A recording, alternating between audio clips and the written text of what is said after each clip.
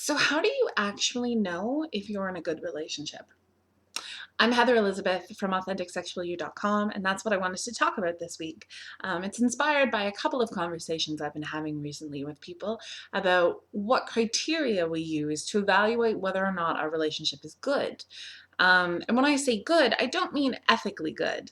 I mean, is it supportive? Is it healthy? Does it make you happy? See, a lot of us grow up without a necessarily great example of what a healthy adult relationship looks like.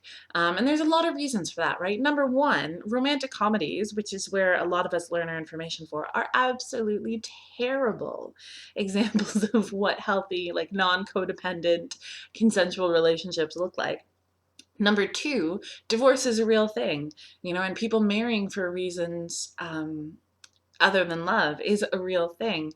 And even if you do marry someone from love, people change and people grow. So staying in relationships doesn't always work out the way we intend it to when we get into them. That doesn't mean that relationship was a failure or that, the relationships that were kind of modeled in your life growing up were terrible for you.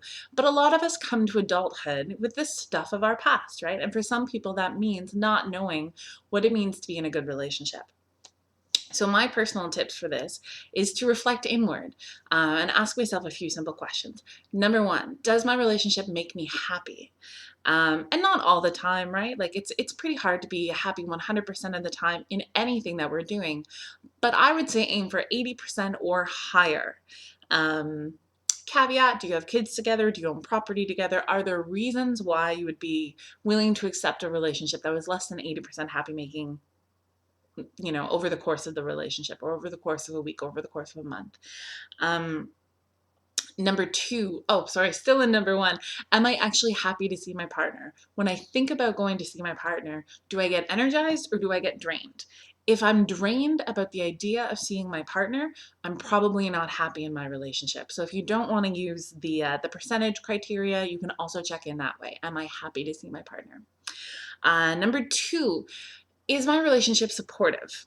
Do I feel upheld and uplifted by my partner? Do they support the things that I'm interested and engaged in? Are they interested in supporting me as a human being?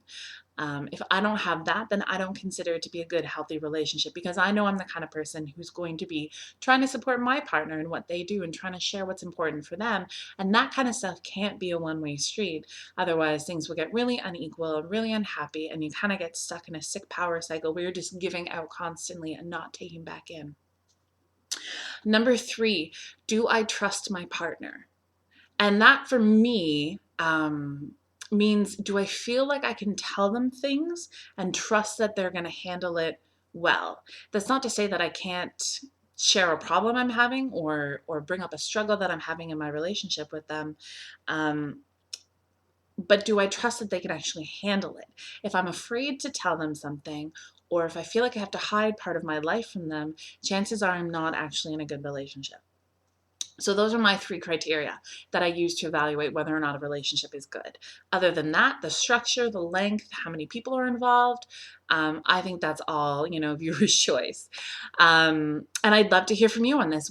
How do you know when you're in a good relationship, and how did you come to know that about yourself and make that decision, regardless of what kind of examples you grew up with? So please share them in the comments below. Please give this video a like and share it around if you know someone who could use this advice, and I'll talk to you later.